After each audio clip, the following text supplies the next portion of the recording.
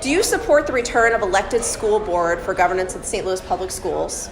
And what specific changes do you advocate to improve our public schools? Do I support the return of governorship to our elected? Absolutely. Absolutely. The lack of accreditation was a real challenge. And I have to say, it's been 50 plus years since I graduated from a public high school here in South City, Roosevelt High School.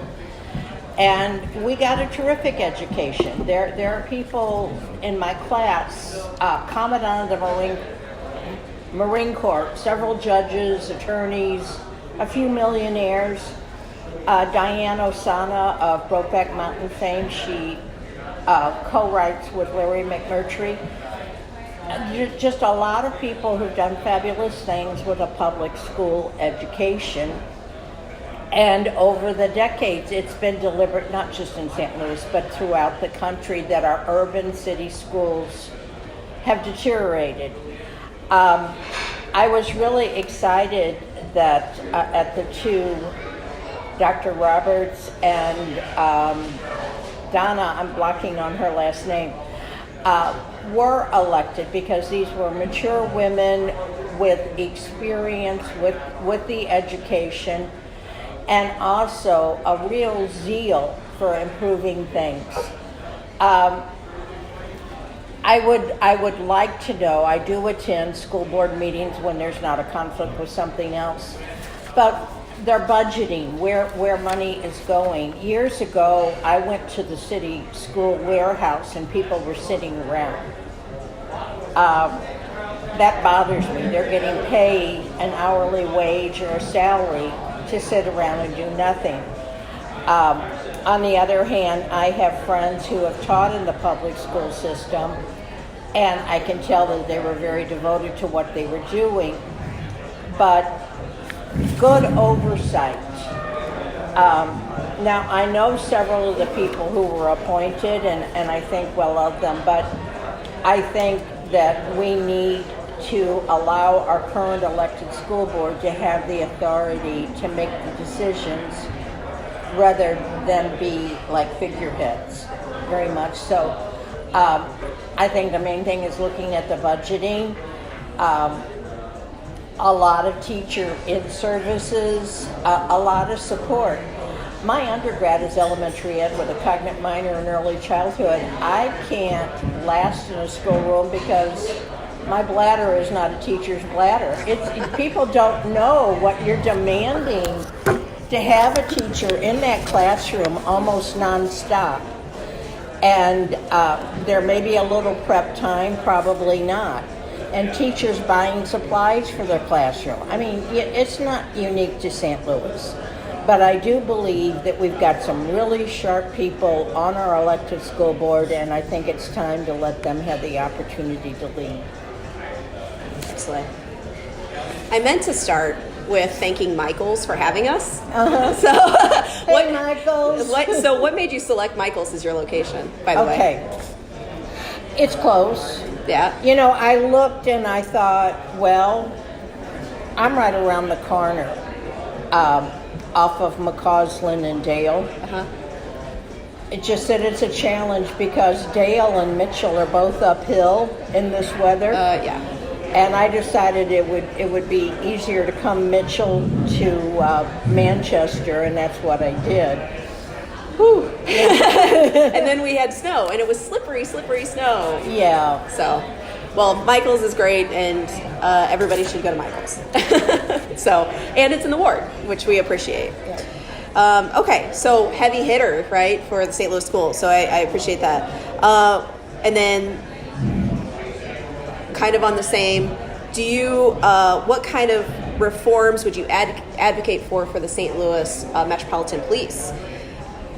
And do you support waiving the residency requirements for police new recruits? I understand waiving the requirement. Our mayor, Lyda Cruson, wanted to waive it for all employees, but I think other jobs are not that hard to fill. I think we've got a lot of bright, talented, gifted people who would love to work for the city, living in the city, just rank and file. But as for the police department, I can understand not wanting to live in the city when you're policing in the city. And I equate that to when I did child welfare work. You know, your view of the neighborhood is tainted by the underbelly, what you know is happening that is sad, corrupt, what have you. And being able to go home and to know that the family members of somebody you just arrested don't live down the street from you, you know, that kind of thing. It's interesting that you would ask what kind of reform I want. You're probably not aware. I have 2 children. My son is 47. He's 100% service connected from the first Gulf War. I got him back here from Seattle on December 28th of 2010 at midnight. On January 2nd of 2011, at 3 a.m., he was shot by a crisis intervention trained officer. Should not have happened. And I'm also, or was, on the advocacy board of NAMI, the National Alliance of the Mentally Ill. And I was told at the time that people in the county, the officers in the county, were more receptive to crisis intervention training than the city. And I think this needs to be a buy-in from the top down. I have had officers here in the city tell me that they're very appreciative of the crisis intervention training. But our mentally ill are more likely to be incarcerated than they are to get treatment. And what happened with my son, actually a U City police officer dumped him on Manchester. He was inebriated. He was probably psychotic. He had definitely gone for over a day without sleep. And he wanted into the Denny's at Hampton and Lloyd because he thought it was a 24/7 place. He saw people inside. They laughed him. They mocked him. He had on boots with a rather thick sole. He kicked the window and the window shattered, at which point they called the police officer. We did not go to trial to the point where I could see the dashboard camera and see what actually transpired, but one of the restaurant employees testified that he saw the officer get out with his gun drawn, which, you know, okay, but he shot my son in the thigh. Police are trained to kill. So I think it's kind of a wild, panicky kind of thing. But because my son was shot, was unarmed, inebriated, probably psychotic, they had to look for something. They were going to charge him with attempted robbery, but they couldn't understand why he had a guitar strapped across his back signed by Joe Edwards. And the homicide sergeant who informed me that my son had been arrested and, oh, by the way, he's been shot, wanted me to get that guitar. He didn't want it in evidence. I wanted that guitar. Bill McCullen from the Post is a friend, and I emailed him, does this sound like a story? This is a Sunday morning, he saw my son Monday afternoon and called me. I saw my son on Wednesday, and by then they had him over at the Medium Security Institute on Hall Street. So long story short, one, we need more patrolling. My particular block has been of note because the construction trailer was stolen. Teenagers wearing hoodies were trying car doors. If the cars were unlocked, they were getting into the cars and rifling through. And that's happening in other parts of the town, and an adult is picking them up. So it's very deliberate, whatever they're looking for. It's very orchestrated. We're very concerned about the construction going on at the end of my block, that it continues to be safe. but more patrolling, more emphasis on crisis intervention training, and a new attitude. I hear from Chief Hayden that we're not going to stop crime by arresting people. The old officer-friendly kind of concept. People on patrol, getting to know the residents, a witness protection program, which is a part of what we're doing here in Dogtown with community engagement / public safety. When there's a crime and the police start knocking on the doors in a neighborhood, those people are afraid to talk to the police because they think they're going to be retaliated on, and I think that that's pretty reasonable expectation. So basically, better training, more frequent reminders, and a buy-in from the top down that we don't shoot people with mental illness. They don't belong in the jails. I have been working with the Board of Aldermen on criminal justice reform for the past 8-9 years, and one of those things is going to be alternative placement for people with mental illness. What they do when they pick people up they suspect have mental illness, usually they take them out of the general population for their own protection, but they put them in solitary confinement, and that's not good for anyone. If you don't have a psychiatric problem and you're in solitary confinement, it's not healthy. It's just not healthy for anybody. So we've got to change that. And I'm always saying that compassion and creativity are less expensive than being punitive in the long run, whether we're talking mentally ill, homeless, whatever. Focusing on reentry and rehabilitation, that's really coming out of my heart. And by the way, I'm from a family of police officers, so I am not anti-police. Okay. So I'm going to ask a couple of candidate-specific questions as well. Okay. And as we stated before, these are all submitted.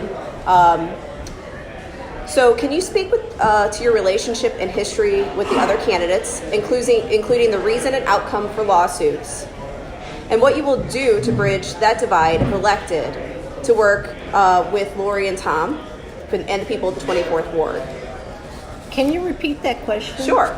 Can you speak to your relationship and history with the other candidates, the other aldermanic candidates, including the reason and outcome for the lawsuits with Tom in particular, and then the bridging the gap that might be with Lori or with Tom to work for the people of the 24th Ward? Tom has become my new best friend. He calls me frequently. And the first phone call was, "You're the one to beat." And I said, "Yes, I am." I was front and center when the petitions were being circulated. And as a member of the Franz Park Neighborhood Association, where Tom was heavily invested, when he sued his constituents is when I signed the petition. Up until that point, I was planning, and it had been announced that I would be the next president of that neighborhood association. When they saw that I had signed the petition, I was persona non grata. However, Frank Weltner of Jew Watch fame, a white supremacist, and his associates were very welcome to the 24th Ward, to the Franz Park Neighborhood Association. There was a vote on who was going to be president, and from the floor, Rich Torek got 18 votes and I got 14. And I didn't want to push it because I looked at who they'd put on the board and thought, these are not people I want to be associated with. One of the things was a vice president had used the ward organization stationery to criticize Alderman Bill Waterhouse. and it was very petty and juvenile and nonsensical. But when I saw it, I copied a section of the bylaws that said we're nonpartisan and we don't represent ourselves. And this individual claimed to have sent this letter to the media on our stationery, signing the VP Franz Park. So at our next meeting, I stood up and was distributing that part of the bylaws. And someone on the board questioned what I was doing, and I said to Rich, I'm just sharing this section of the bylaws, and read it out loud. And I said, I didn't give you a copy because I know that you're aware of it, but I'm assuming that your vice president is not. And Rich says, he's not my vice president. I said, I didn't vote for him, back and forth like this. And then I demanded an apology from this man, which was not forthcoming. Tom continues to associate with this person. And that connection at this time in our country's culture, to me, is every bit as heinous as suing your constituents. Now, my understanding is after the various people paid out several $1,000s in legal fees, the court overturned the whole thing. I don't recall specifically because the last to settle with was Randy Mooten of the 7-Eleven, because Tom realized the 7-Eleven franchise would probably pay him to go away. I don't know the specifics of that outcome. Now, as far as Lori Caven, I find it very interesting that Lori has all this energy now, because when her husband was committee man, Lori refers to a chronic illness that leaves her very fatigued and so on. And then at one point she took employment as like a certified nurse's assistant, a hospice situation, where she couldn't come to our meetings.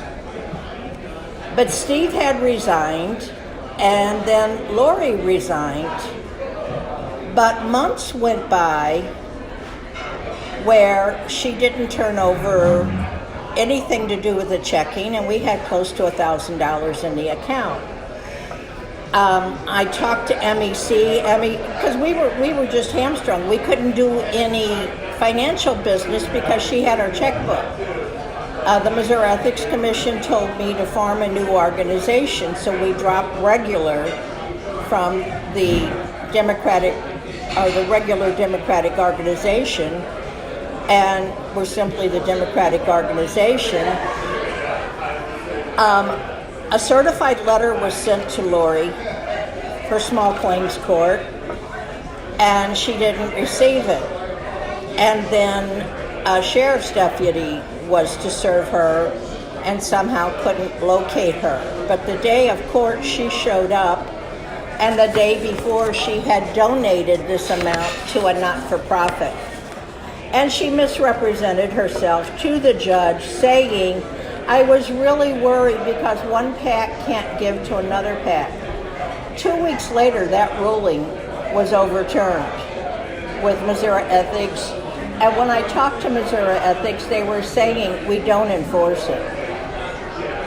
But she didn't have anything to say about the 6 months or so when she could have easily turned all of that over to me. Rich Torak was going to be our treasurer, and then was appointed city judicial clerk and couldn't hold an office in a political organization.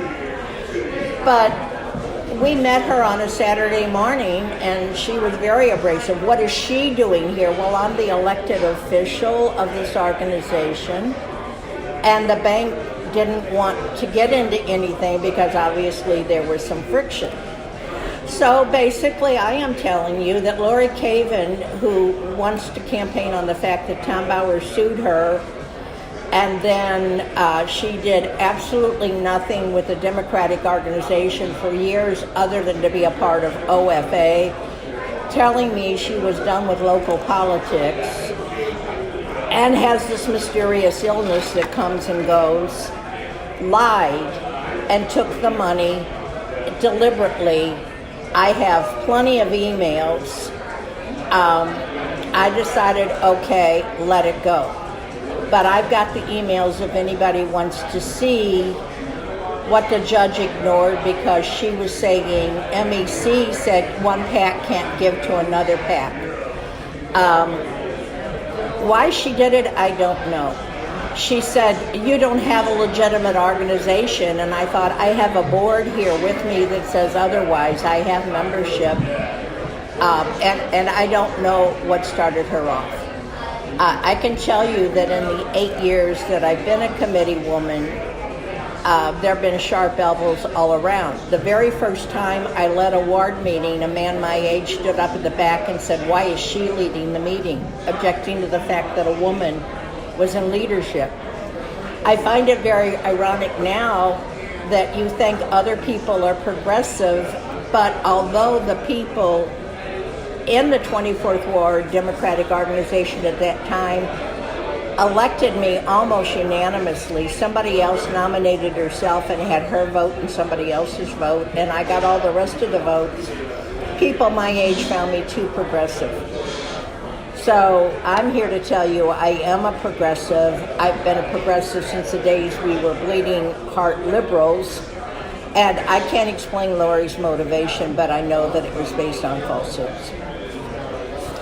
A follow-up with that is, well, I want to make sure that I'm very clear. So the regular organization, regular Democratic, 24th Ward, regular Democrat, that has disbanded. Right. And now it's 24th Ward Democratic Organization, correct? Okay. Democratic Organization. Okay. And there's membership in that 24th Ward Democratic Organization? Okay.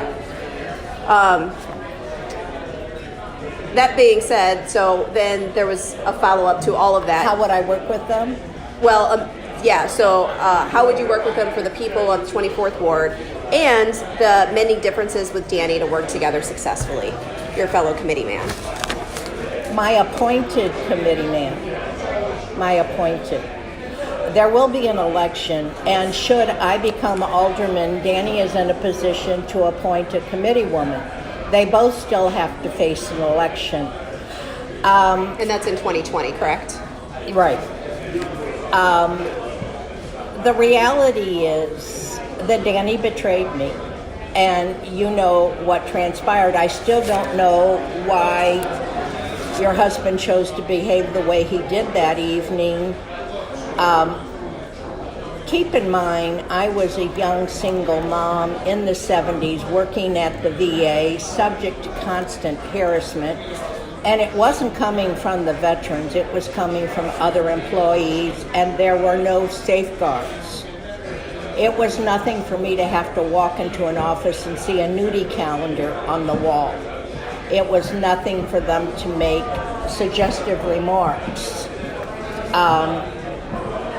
And I'm a very outgoing person, but I would walk around with my nose up in the air, avoiding eye contact to avoid the chicky baby kinds of stuff.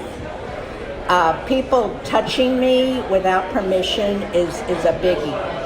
And in the era of Me Too, that a man who for all intents and purposes claims to be progressive would put his hands on a woman in a manipulative, controlling manner, putting his hands on my shoulders, totally uncalled for. The behavior during our meeting was totally disrespectful. I was not able to answer a question about the functioning of Central Committee. As far as getting along with Lori, she's going to have to earn some trust. Tom Bauer, I can be as cordial as I am now. I'm not worried about him so much as I am his associates living here in our ward. Just this weekend we saw on the news where a young Christian organization confronted a Native American man who was trying to defuse a situation by drumming, and the total disrespect, this white supremacist stuff, to me is much more terrifying than ISIS. You know, we have terrorists here who are white males and females. Danny is his own particular interesting case. As we all know, he intends to teach full-time and be on the Board of Aldermen, and it's impossible. And I've said that I've been retired 3 years. When I was employed, I would take vacation days to attend, say, public safety committee meetings so that I could provide testimony, so that I could work with alders on legislation. The Friday board meeting, you know, you only get so many passes a year for not being there. And as Scott Ogilvie wrote, I happened to be at the Board of Aldermen for a meeting last week when two committees did not have a quorum because their members were absent. This is serious business, and I don't know why it's not registering with Danny. You can't be two places at one. Teaching's a wonderful thing. I have great memories of the time that I taught. Some of my students are 50 years old now, you know, even have grandchildren. But you can't do both. Simply, logically, you can't be two places at one time, and Danny's having a hard time understanding that. Your friend Carolyn McMahon decided when she was appointed secretary that meant that she could take over the meetings and start telling me what to do. I've lived here my entire life. I know politics from when I was a little girl on up. And they were going to tell me how to run a ward organization when they didn't have a clue. There was a point at which both wanted a state office. There are state offices that simply mean that in this district, if this elected official should die, resign, win the lottery, run off, whatever, you would appoint the replacement. And Danny and Carolyn showed up at a meeting. Danny had one person who would nominate him and give him 2 votes and Danny's vote. And then Danny nominated Carolyn, and Central Committee promptly said, "Who are you? You're here asking us to vote for you, and you've never reached out to us. We don't know anything about you." Interestingly enough, she was asked to define progressive, and she couldn't. She's the head of your organization, and she couldn't define progressive. So, of course, they did not win those offices. The people who did, Carla May is our new state senator, has been state rep for a number of years and done excellent work. The other, Nelson Mitten, is the husband of Gina Mitten, our other state rep. He's an attorney. He's been very involved in city, county, state politics for decades. So that naivete about how the system works and how to go about being included and inclusive. I assume that you and Carolyn talked at some time, and to me, being disrespected as an office holder at a meeting and being disrespected as a woman, don't ask me to sing Kumbaya until I hear there's remorse and repentance on the part of the person who has been so grossly disrespectful. I want to be really clear that we are asking these questions not from a personal standpoint, but because constituents submitted these questions. And so those are my answers. I just want to reiterate that. And that goes for all of the questions, okay?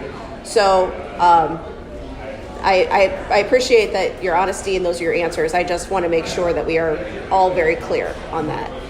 And it's nothing that's, personal. Certainly, Carolyn, and any conflicts there, any conflicts with you and I, we just want to be able to give all of the candidates ample opportunity and have these conversations. We're having the same difficult questions for all of the candidates that have the sort of history with one another. So this is certainly not anything that's personal.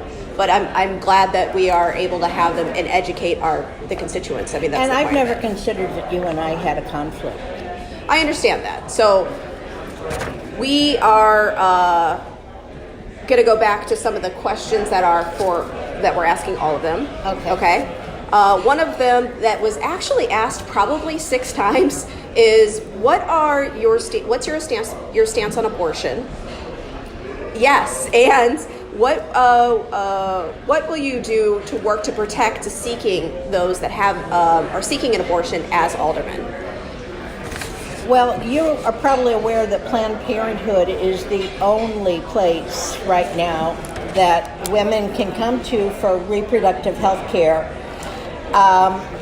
and that those that call themselves pro-life totally negate all the other things that Planned Parenthood does besides provide abortions. I grew up at a time where women were dying from infections, from botched surgeries, and Roe versus Wade was pretty outstanding.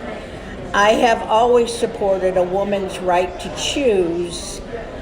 I have a great deal of difficulty with men in particular telling women what to do with their bodies. And this goes back to the misogyny in our society, the fear of women. My goodness, if we engaged and expressed our sexuality, there's no keeping us barefoot and pregnant. How will we men survive if the women get uppity? But from a purely safety standpoint, I don't think very many women enter into abortion lightly. Legally? I'm sorry.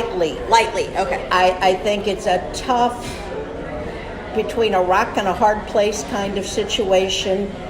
And when they decide what is best in their situation, they deserve a safe, clean medical environment to have this procedure done. So I'm very much pro-choice. I appreciate that there are forms of birth control available now that weren't. My mother had 7 kids and 3 miscarriages. I know a woman my age who has had 13, and her body is worn out. I'm grateful that we have alternatives nowadays besides let's play rhythm or, abstaining. So yes, I'm very much pro-choice and being respectful of a woman's right to control decisions over what happens to her body. So as if elected, what will you do to try to help ensure people have safe and legal access with the clinic here in Well, you may St. be Louis? aware that there was a push on the state level from the Democratic Party to kind of dilute our platform. And I understand and respect. It's really interesting because Joan Bray, for instance, I've known for decades. And she was one of the leading people to want that added. And I suppose because they don't feel represented when our platform says pro-choice. But we're living in some interesting times. And, with the government shut down right now because someone wants to build a wall who's to say there won't be a government shutdown because they want to do away with Roe versus Wade? We have got to dig in. Most of what happens in our state happens in Jeff City. And there are state representatives that I've known well for a long, long time, South County, North County, City, that I would work with. Another example is I'm very much in favor of legalizing marijuana, medical and recreational. It's organic. It's organic. It's safer than cigarettes. It's safer than alcohol. But that's going to have to happen at a state level. I'm also somebody who has decorated various aldermanic offices in City Hall with a bag with the marijuana leaf on it or some other plaque or what have you. I collect newspaper articles and then decoupage, and I have a state rep asking me right now for a plaque that he can have in his office, and he's a big proponent. So I think it's not only what happens in the Board of Aldermen, but what happens on the state level, and being aware of that and working with the Board of Aldermen, which I'm already doing, and working with state reps, which I'm already doing. I've been an advocate, 20 years or more. And I have to say, before that, I worked for federal or state government, and there's this thing called the Hatch Act, so I couldn't be as outspoken as I am now. So previously, the Board of Aldermen had tried to pass a buffer zone around the clinic. It did not pass, but is that something that you think that the Board of Aldermen can and should take up again? I think it can, and I think that part of the problem is how these things are introduced. You build your coalition before you present your legislation. You don't wait till the day of the legislation and say to somebody, I need you on this, and the response is, you don't need me, you never talk to me. Why would I do anything now? You've never respected me. And that's a direct quote of an exchange. And having casual conversations, I would say most of the alders on the South Side are more conservative than I am. I mean, people my age particularly. But we can talk. And we can continue a dialogue. And that is what I've done. I don't try to change their core values. I simply explain what I'm thinking and feeling, and I usually have some documentation to back me up. So you're building that rapport, and if that doesn't happen, you're not going to get anywhere with a piece of legislation. It's also the process. You present it within committee, there's testimony. They may ask you to change a paragraph or two or three, and it's an ongoing process. And then when you get it out of committee, which takes 15 votes, not just the majority votes in that committee, because there may not be 15, you take it to the Board of Aldermen. There's first reading, there's second reading, there's third reading, there's perfection, and the final reading. And throughout that process, you're working with your colleagues on getting the 15 votes you need to have that piece of legislation passed over to the mayor's office for the mayor's signature. So it's a continual building relationship, discussion, exploration. Well, where do we agree? And there's extremists everywhere.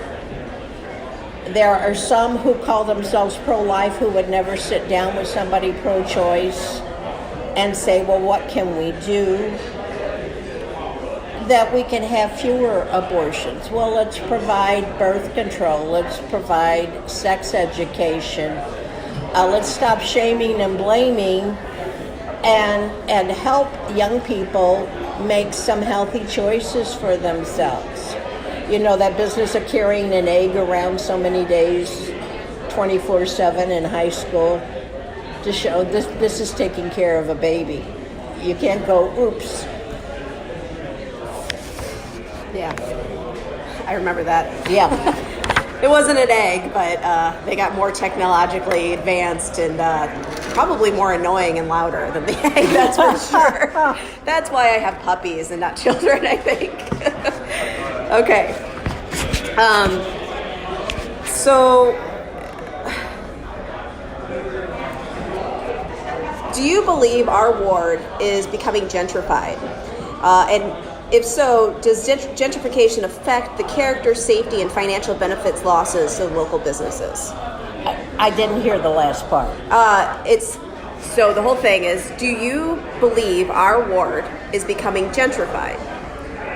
And does gentrification affect character, safety, and financial benefits / losses to local businesses? Again, I didn't. The last part, do I believe that the gentrification, if you believe it's occurring, impacts the financial impacts on local businesses?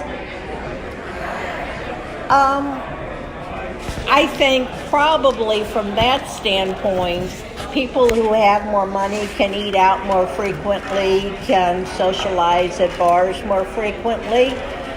Do I think it's happening? Look around. Big, beautiful homes. But we have apartment buildings too.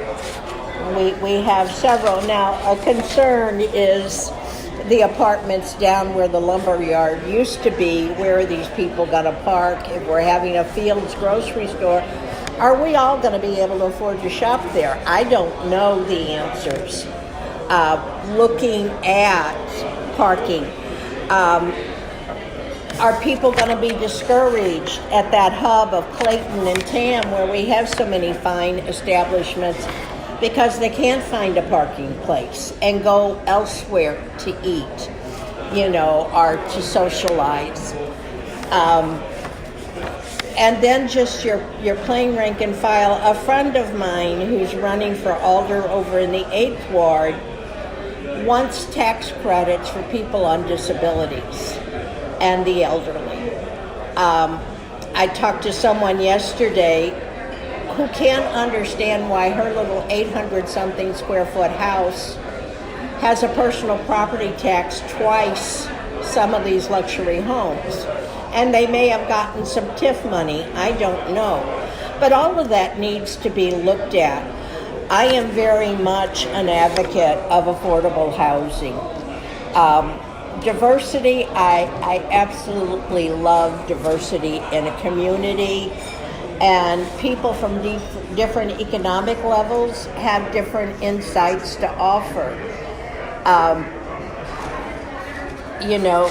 St. James is talking about closing its elementary school again. That means that Mason over on Southwest will be the only elementary because Dewey is an international school for international students. Wilkinson was the first school in our entire public school system in the city to achieve accreditation. I can tell you that I know of elected officials who live in other wards who enrolled their kids at Wilkinson. The same with New City School or Gateway when it came to high school. There's a lot of factors there. I want to see the diversity. I'm glad that people who have the bucks to spend on a $300,000, $400,000 home want to build here, but I don't want lower income people kind of pushed aside either. And I think that for the entire city. We need affordable housing, and often that means apartment buildings and a reasonable rate. I look sometimes at people paying over $1,000 rent, and I'm just stunned. That's a mortgage payment, and the barriers. So yeah, it's important. So going down back to Teri's specific questions, Okay. candidate-specific questions. Accountability and transparency with constituents is important. Will you continue, and this was submitted probably 5 or so times, will you continue to block constituents on social media if elected? If not, as elected committee woman, will you continue to block constituents? Blocking constituents. I don't know that I'm blocking constituents. I can tell you that a few people blocked me. What I will block and have blocked is vulgarity, profanity, racism. A friend from high school had almost a daily joke about Latinos, mocking their language. And I messaged him and talked with him, and then other people on his page their comments were disgusting. So I unfriended him, and I explained why. I'm not going to take that in. The interesting thing about Facebook, it's kind of like somebody driving down the highway and cursing at you as the anonymity. I have seen things on Facebook where people don't like me who don't know me. Well, they've heard gossip about me. I don't even know how many friends I have right now, but I'm to the point with, the trolling kind of thing, or the Russian bot or what have you. People who don't know me ask me to friend them. And if we don't have at least 20 friends in common, I'm going to ignore that request. I can only deal with so many people. There's family, there's lifelong friends, there's people from high school, there's people from different organizations. And I'm not in the habit of blocking people. If I feel that it's really needed, I'm going to message somebody what I find offensive and ask them to stop it. I have a friend from high school who's a Vietnam survivor with PTSD, and it's real obvious to me. He's constantly referring to Vietnam, showing pictures and so on, and I know a little bit more about his personal life. When other people say something derogatory about his post, I'm going to leap to his defense. And we private message back and forth, which is how I know some other things about the stresses and strains with which he lives. As I said, no vulgarity, no profanity, no racism. Sexism is kind of, you got to have a sense of humor to a certain degree to seem reasonable. I didn't find Nancy Pelosi jokes funny, and I told people, this is not funny, this is disrespectful. So I think I've probably been blocked more than I've blocked anyone, because I am opinionated and outspoken, but my opinions are honed on experience and research. All right. So on social media as well, there were questions submitted by the public before and during the debate regarding your statement on Representative Cora Faith Walker. And so if you could address this in I would statements. love to address this. This is Ben Murray's page where he said, we've taken care of Eric Greitens, now what about Steve Roberts? I said, and I've known Ben 20 years. When Ben called me up and told me he was running for state rep, I cried, because we were hearing all these horrific things about sexual harassment and escapades in Jeff City. And I would have been thrilled to help him get elected. And I said, I know some things if you want to. And then people immediately began attacking me. Later on in the discussion, Lori Lamprich, who is also a committee woman, called Steve Roberts a serial rapist. Nobody objected to that.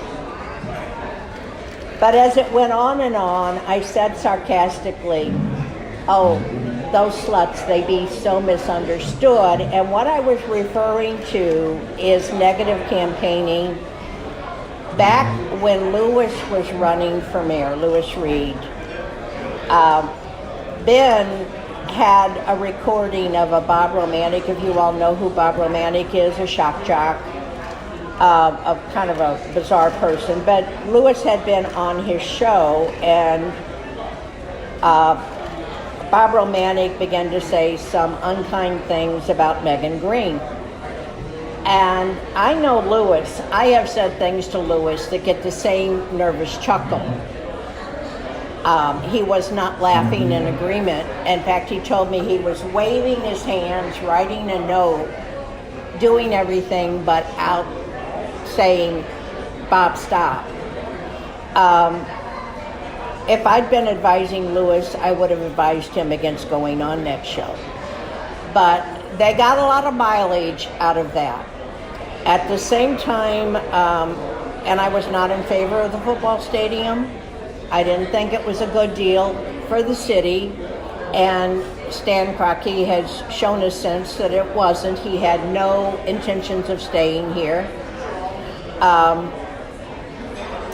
And again, we were like out of the open place where they would have been building.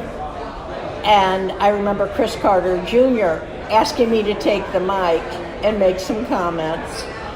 I went back and found my car scratched by somebody from the county who wanted us to spend our money on a stadium. And but while all of this was going on, Megan made some unfounded statements. One was that Sam Moore, the 4th Ward is our poorest part of the city. Sam Moore, for probably 15 years, has done a coat drive so that the children in his ward have coats. They have a food bank. I mean, these people are dirt poor. And Sam has always done the best he can to provide for these people. It wasn't Sam, it was me who approached Jeff Abusi and some of the other labor people to say, will you donate? And they're giving me their cards and saying, tell Sam to call us. And then I'm reminding Sam to call. At the same time, there was a fire in Chris Carter's ward, and a family was left homeless, and it was a relatively big family.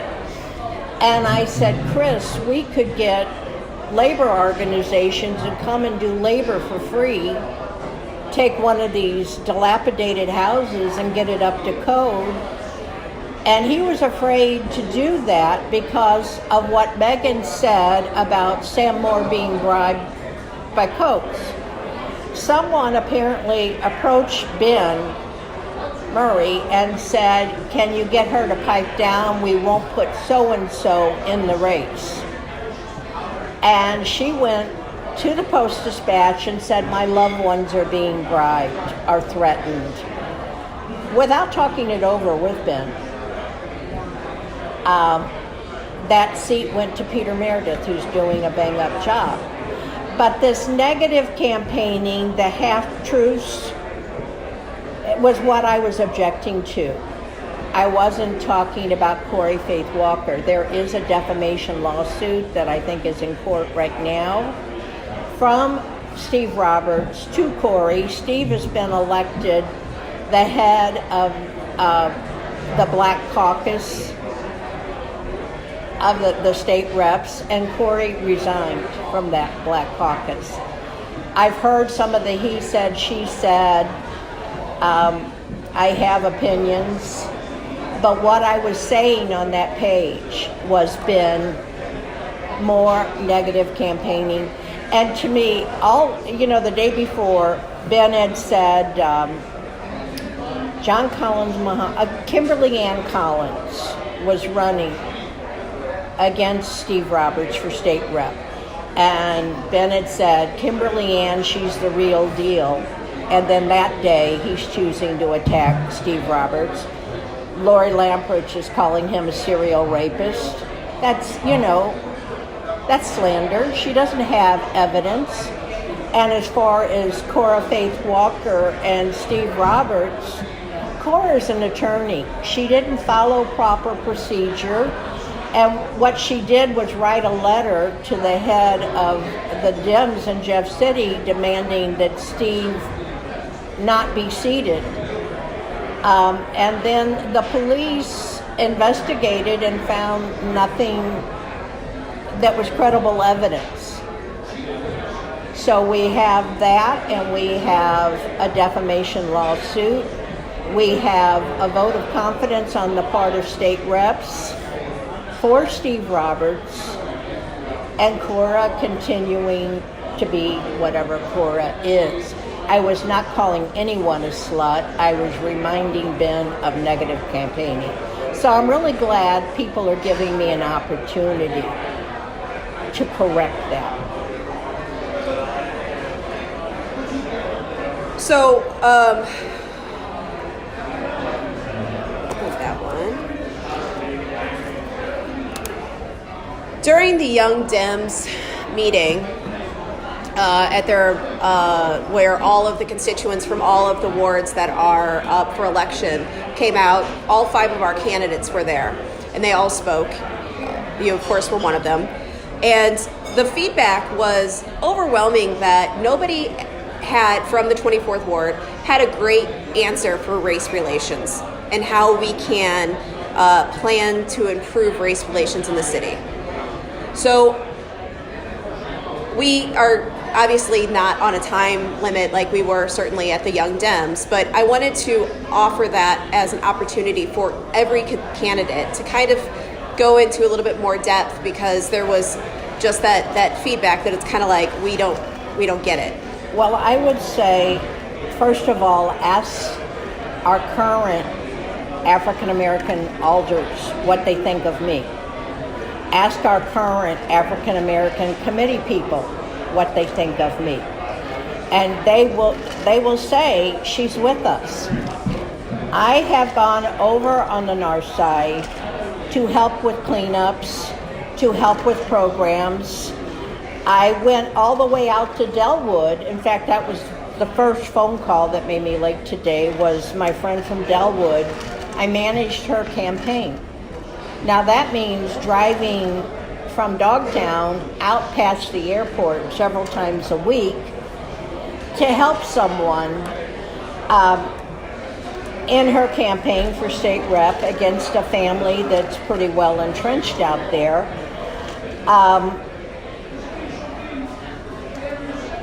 I am working on that. Part of the criminal justice reform is go to the Medium Security Institute and look at the population. Mostly African American, followed by Latinos, followed by a few Caucasians. And working on criminal justice reform. Thrilled to see Wesley Bell get elected. I've known him a long while.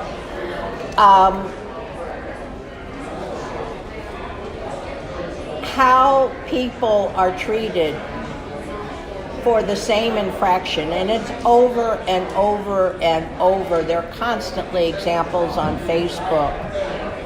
This white person gets a slap on the wrist. We've seen those where, well, so-and-so has an athletic career ahead of him, so I don't want to send him to prison for rape.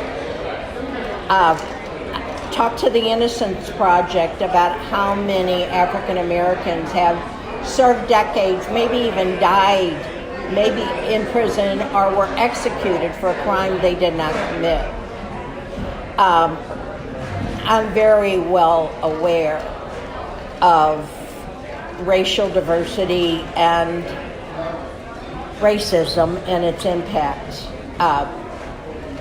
Christy Griffin, who's an attorney, founded the Ethics Project She's written 2 books. One's a devotional and the other is Incarceration from Black to White. And what I found particularly of interest, at the back of her book, she explains which corporations are benefiting from the prison industry. It's a machine. It's as much a corporation as anything else in this corporation-driven country, and making money off of other people's misery, particularly people who are minorities, people who are vulnerable. And reduction in crime has layers and layers. I've said this before. Talking to Jennifer Joyce, our former prosecuting attorney, we need to help young mothers and their babies. And her head whipped around. She said, that's what I've been hearing. And I said, you could have stayed home and talked to me. I did child welfare work. I've seen the underbelly and given it a lot of thought, and I will continue to give it a lot of thought. My son being shot, the first thing Jennifer Joyce said to me is, are you going to sue the city? I said, I'm not particularly litigious, and I don't want to put my son through that. But one of the first things that happened because of me, because of my son, was that NAMI went in, worked with Commissioner Glass, and trained their managers in recognizing symptoms of mental illness and trained their rank and file. And Dale Glass would like to present a better picture than's actually there, but that's a step. It's a step forward. I am working alongside a great many African American people. And I don't put things on Facebook. I'll share a lot of what's being reported. I probably shared some things today along the line of racism. It's Martin Luther King Day. It's like Black History Month. And I remember when Julius Hunter was on TV and he'd say, why do we need a month? We need a month because our history has been sanitized. We don't talk about what our forefathers did to the Native Americans, continue to do to the Native Americans. We don't talk about slavery. And, in Germany, it wasn't the generation immediately following World War II that acknowledged the horrors. It was their children and their grandchildren, and they have monuments to the people who died in the Holocaust. They're owning their guilt. We're not doing that in this country. We're not doing that. And you can say Martin Luther King, how in the heck? I don't think I've ever said coon before now, but that can happen. It's a slur, it's a subconscious. Well, if it's in your vocabulary, and going back to slut and whore, those words are not in my vocabulary. I don't demean other women. So I'm going to follow up with that, because there was a second question that has to do with that, and actually goes back to Cora Faith Walker, that there was a statement that you made, if you don't want to be slut shamed, then don't be a slut, or don't act like a slut. So, and that was something that was asked to follow up with you as well. Like, what does that mean, and why would you say that about a representative? I'm not saying anything about Cora Faith Walker. I could, but I haven't. And the truth will come out.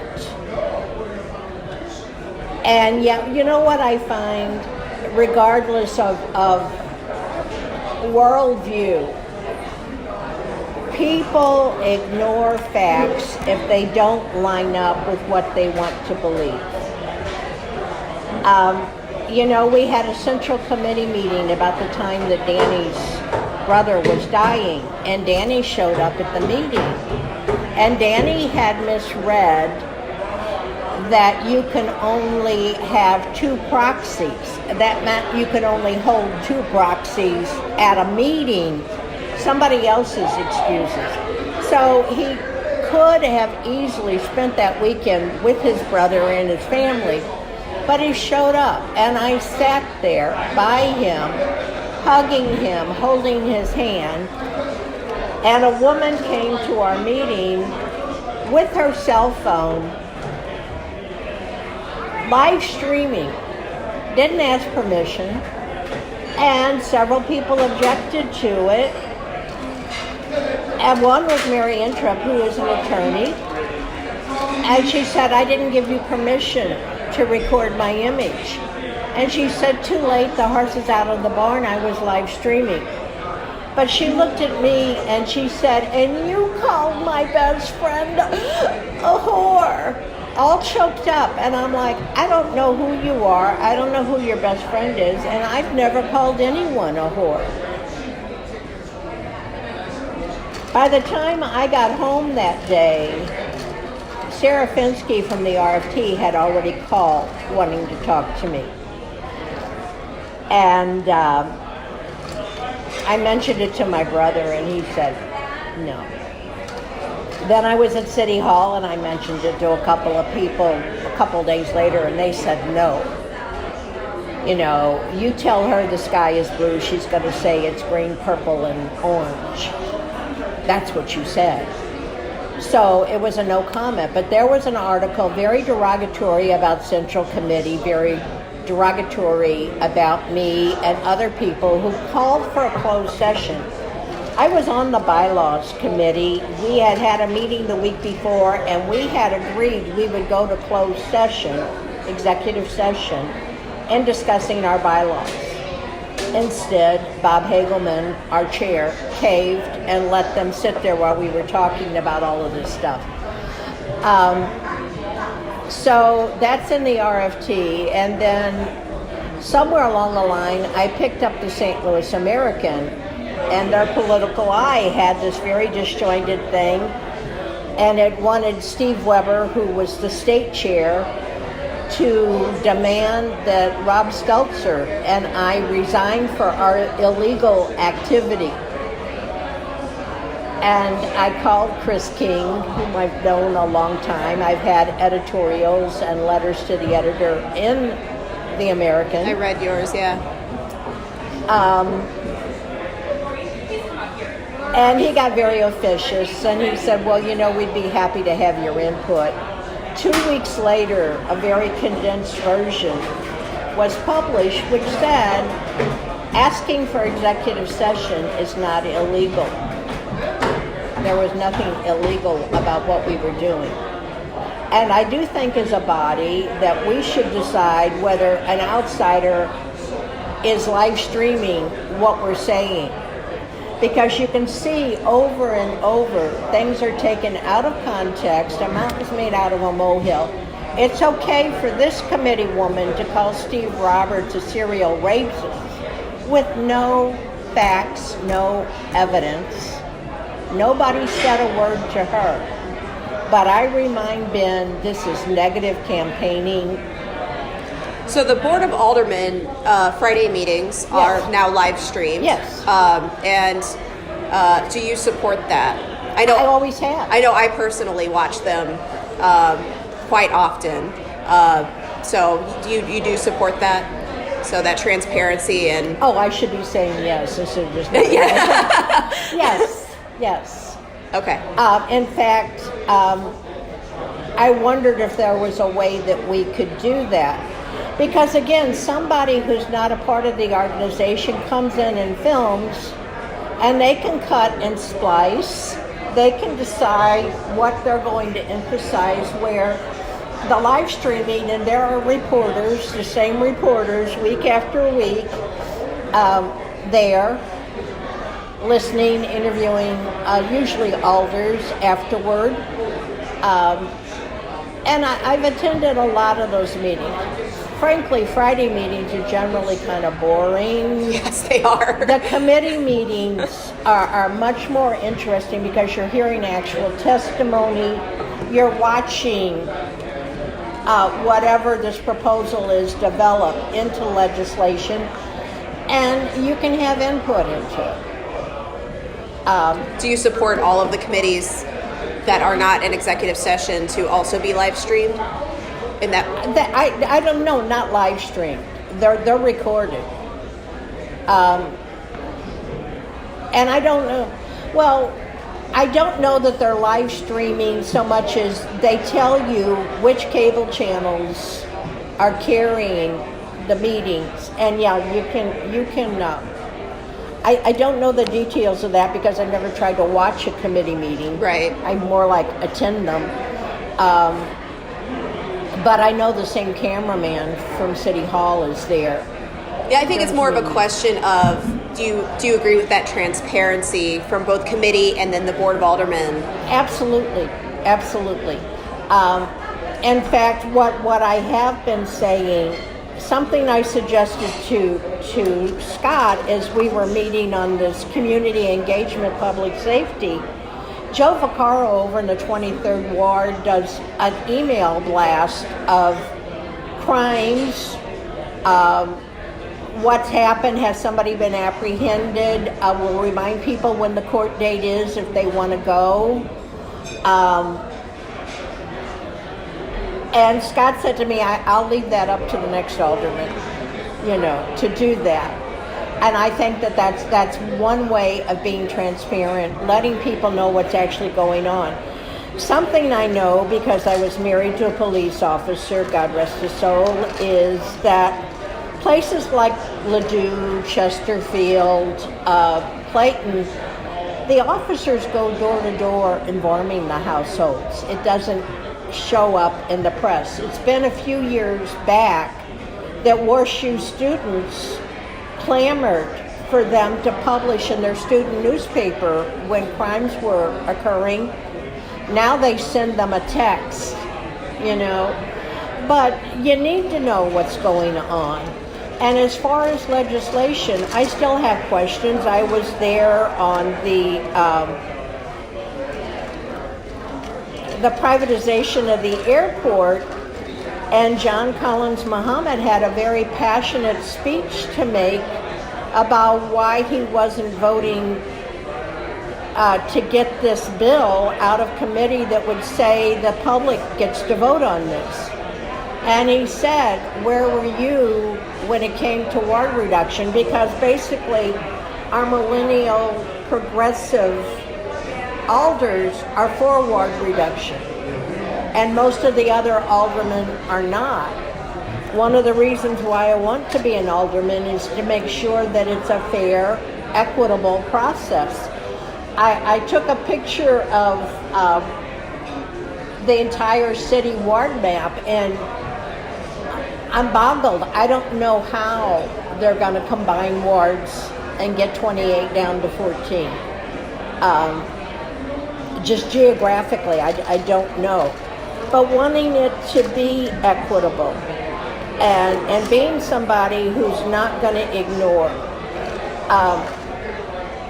And we all are a product of our environment and our upbringing, and there are people who don't know what a loaf of bread costs because they don't do the shopping. They're not worried about groceries. They can go to Whole Foods, They can shop at the most expensive places. There's not a hunger pocket there. But for other people, it's quite the opposite. And to understand that frame of reference, even if it makes you uncomfortable, to know that there are people in this city who are food deprived on a daily basis, as you're sitting there eating your sirloin steak and your lobster and what have you, and not somehow justify, I deserve this and they must have done something to not be deserving, instead of here's a royal example of inequity.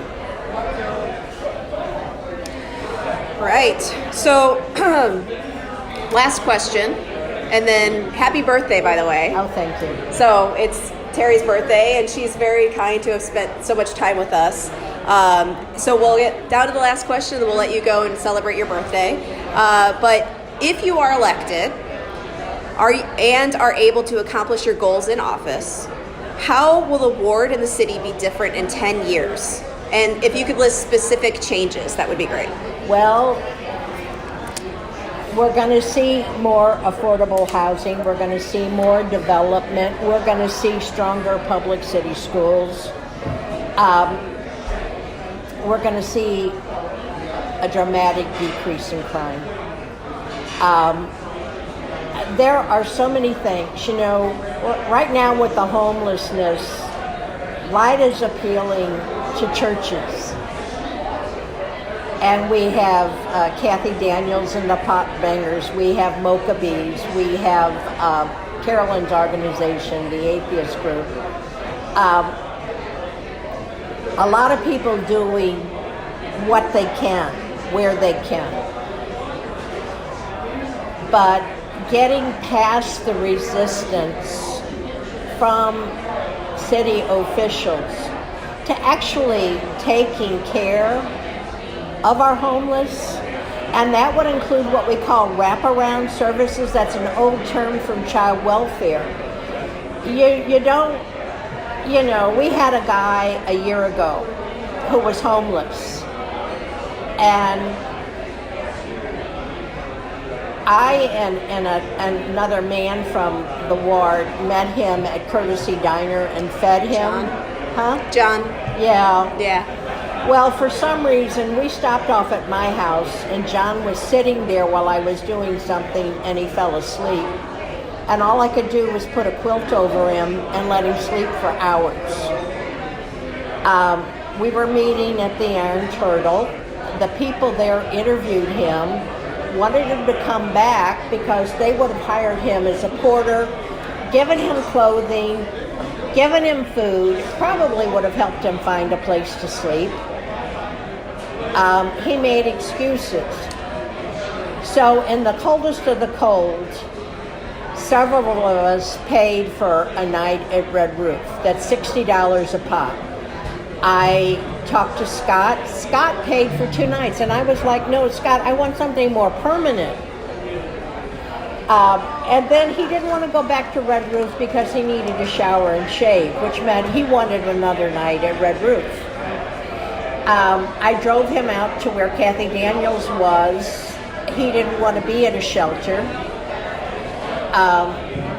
And he decided ultimately he'd rather be in that sleeping bag under a viaduct on Kings Highway. I bought him tons of socks. He would put a pair of socks on, put the plastic bag on, put more socks and more socks on. And I remember when he was over at Red Roof, somebody gave him $60 cash. And I'm like, no. It was gone in a day. He wanted pizza every day. His girlfriend and their little girl, who was sick at the time, and I stopped at Walgreens and gave them cash to go in and get cough syrup and Pedialyte and what have you for this child who should have been seen by a doctor. That was kind of a fail. I mean, because somebody from the get-go needed to case manage. John was special ed. He didn't understand finances. And that's an example. You get them into what would be affordable housing. I have a plan. It's under $300,000, which is nothing in the city budget, to make permanent housing. And then you do what they're supposedly doing with that 100 men over at Biddle and cleaning them up, helping them get employment if they're employable, getting them some kind of job training, teaching them fiscal responsibility. You've got to mentor people off the streets. And it can be done. You know, Jeff Smith was involved with Biddle House and so on. Known him a long time. We can do this if we care and if the right people care. That's just one example. There's so much right now. You remember when Chief former police chief Mokawal's wife was killed when part of the bridge. Yeah. That should not be happening. It should not be happening. But all over the city, there are spots like that that are an accident waiting to happen. Demolition of buildings. I want to see them, first of all, taking a building, making sure the roof is not leaking so that it doesn't affect the walls and it doesn't affect the foundation, so that we can salvage these buildings. John Collins Muhammad has a program, $1 for the house, but where poor people are going to come up with 10 to 15,000. And again, unions often, the painters union is really good about having their trainees paint, but we could do that. You know, way back when I first found out what a mess Hall Street is, Russ Carnahan was saying we could get unions to donate material and labor. There's a lot of creative thinking that could go into making things better. Instead of, we've always done it this way, or as Francis Slay used to say to me, I wish we could find the money. They found the money for the Real-Time Intelligence Center. I was on the committee that was looking at Paul Payne's budget, and the Real-Time Intelligence Center was way over here. They still need equipment. Our firefighters still need fire stations that are not falling apart. We still need more trash trucks, you know, on and on and on. And it's simply, people have to be reawakened in terms of compassion and empathy who are making the decisions.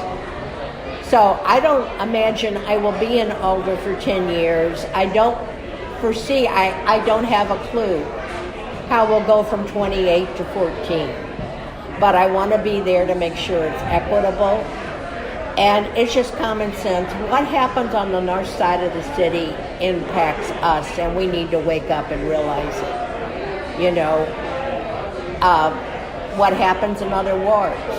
You know, I'm talking with the committee woman from the 8th Ward Friday evening because they have a reduction in crime. The 21st and the 27th with West Florissant. How is that happening? What is going on? And keep pressing for answers. And one simple thing is turn on your porch light, people. Turn on your porch light. Turn on your porch light. I mean, think about it. If your entire block were lit up, where do you think the people would be going who are trying to do petty theft? Or carjackings, which is the scariest thing. You know? Light is one safety measure we can all afford to do. It's less than $5 a year to keep that porch light on. So, that's it, I guess. That's it. Well, thank you so much. We really appreciate that, and I hope that you have a happy birthday, and I hope it warms up.